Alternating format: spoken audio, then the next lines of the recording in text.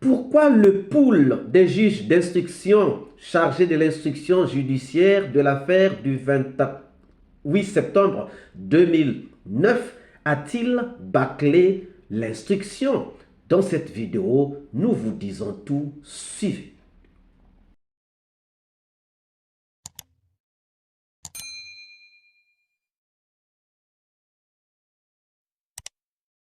Bonjour, bonsoir, cela dépend de l'heure à laquelle vous regardez cette vidéo. Bienvenue si vous nous découvrez pour une première fois. Chers amis, en suivant le procès des massacres du 28 septembre 2009, à un certain moment, on arrive à déceler des failles.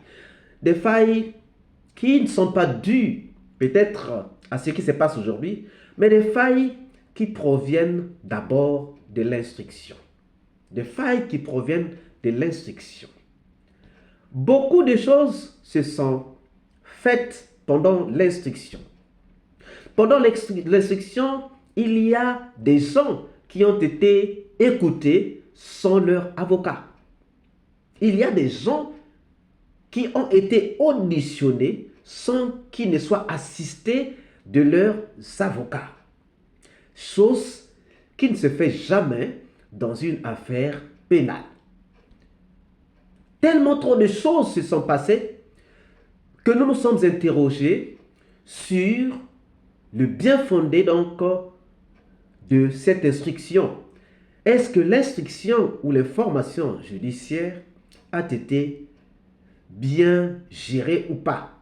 La conclusion que nous avons tirée, c'est que cette instruction n'a pas été bien menée. Déjà, vous allez vous rendre compte qu'il y a des gens qui devaient être entendus, que nous pensons qui devaient être dans le box des accusés, mais qui ne sont vraiment pas là. Nous allons vous citer quelques cas. Nous allons prendre le colonel Sambarou Diamankan, bien qu'il soit mort. Il était le commandant du camp Alpha Yaya. Mais il n'avait jamais été inquiété. Jamais été inquiété. Il n'est mort qu'en 2019. Mais lorsque la commission fait son rapport en 2017, lorsque l'instruction prend fin en 2017, le colonel Diamankan n'est même pas cité. Même pas cité. Nous prenons le colonel Oumar Sano. Le colonel Oumar Sano était le chef d'état-major des armées au moment des faits. Cependant, lorsque le pool des juges d'instruction finit son instruction, le colonel Oumar Sano n'est pas inculpé. Alors que lui, il avait même organisé une réunion de tous les états-majors avant le massacre, donc le 27 septembre 2009. Mais il n'est pas inquiété, on ne le met même pas dans le box des accusés, peut-être qu'il ne sera même pas témoin. Ça nous étonne. Lorsque nous prenons le capitaine Sori Kondé, qui était présent avec Tchèque Boro au stade, il était avec Tchèque Boro au stade. Il était présent au stade avec Tchèque Boro. C'est même lui qui avait dénoncé Kalonzo parce qu'il était dans le véhicule que conduisait Kalonzo. On reviendra sur le cas Kalonzo bientôt. Et ce capitaine n'est pas là. Il n'est pas dans le box des accusés. Nous pouvons parler du capitaine Ibrahima Sano, qui était chargé de la planification au camp Alpha Yaya Diallo et qui était au camp le 28 septembre.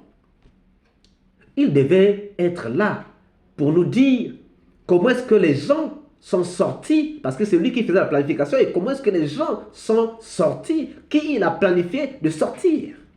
Il devait être là. Nous pouvons parler du capitaine Théodore Tsiba Kourouma qui était attaché donc, au cabinet de Dadis, bon, qui s'est volatilisé dans la nature, qui est au Sénégal, peut-être parce qu'il n'est pas là. On a pu ramener, soi-disant Toumba, pourquoi on n'a pas pu ramener le Théodore?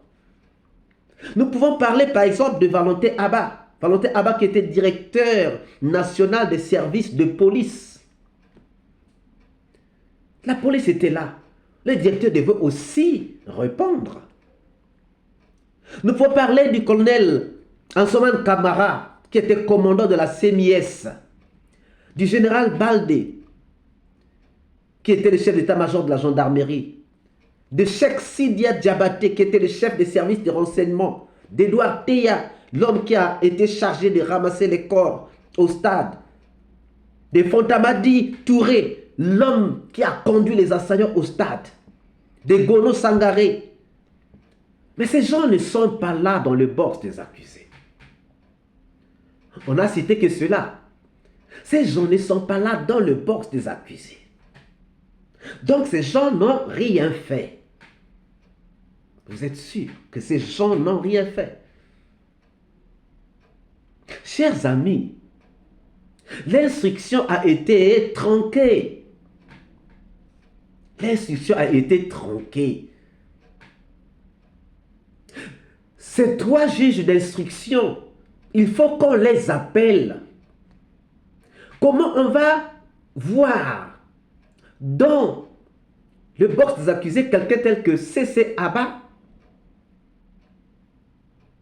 mais ne pas voir Fontamadi Touré, ne pas voir Edouard Teya, ne pas voir Ansoman Kamara, ne pas voir Théodore, ne pas voir Gono Sangaré.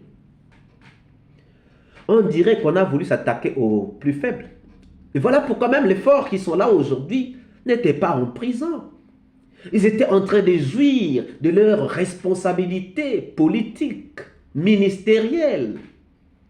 Les Pivi, les Tchekboro, ils étaient là en train d'avoir encore des grades de colonel.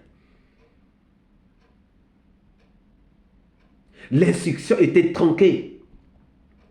Ces 3 juges d'instruction qui formaient donc le pool doivent peut-être être appelés, qu'ils viennent s'expliquer de la présence des gens tels que C.C. Raphaël, alors qu'il y a l'absence de Fontamadi Touré, de Cheikh Sidia. Il y a un problème. Mais maintenant, regardez, chers amis. Regardez.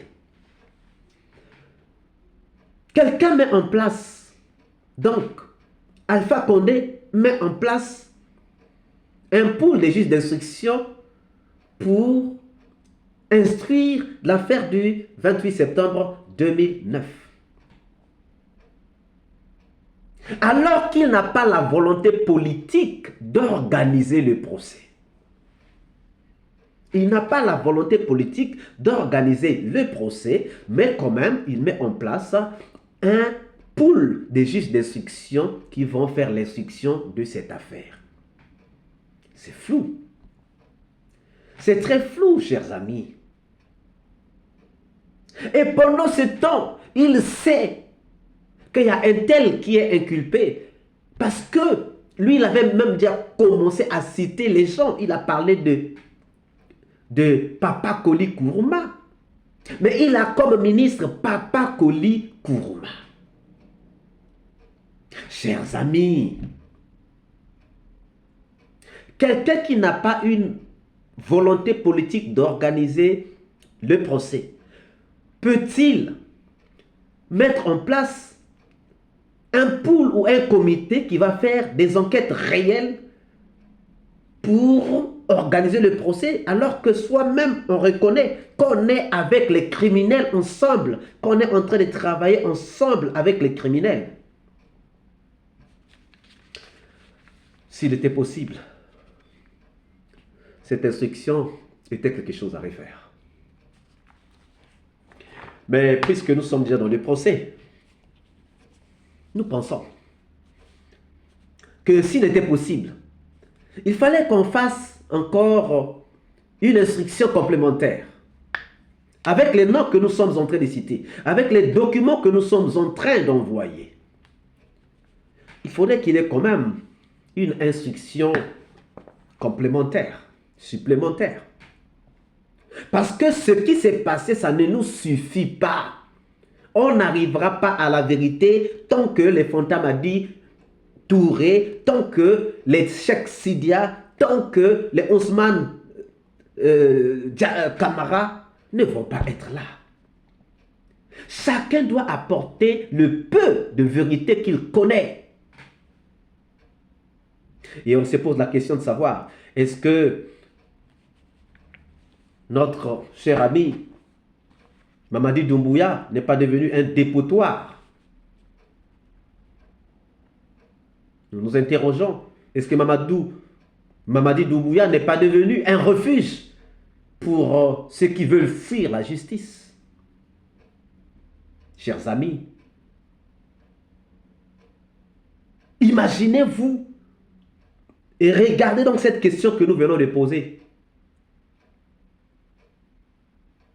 Que pensez-vous de l'instruction faite sur les massacres du 28 septembre 2009? Vos réponses sont attendues dans les commentaires. Ne manquez pas de laisser vos pouces bleus, de commenter, de partager dans vos groupes et pages. Et si vous n'êtes pas encore abonné, ne manquez pas de vous abonner, surtout de ne pas manquer de cocher la cloche de notification afin d'être averti à temps réel de toutes nos prochaines publications. Quant à moi, je vous dis à très bientôt. Ciao.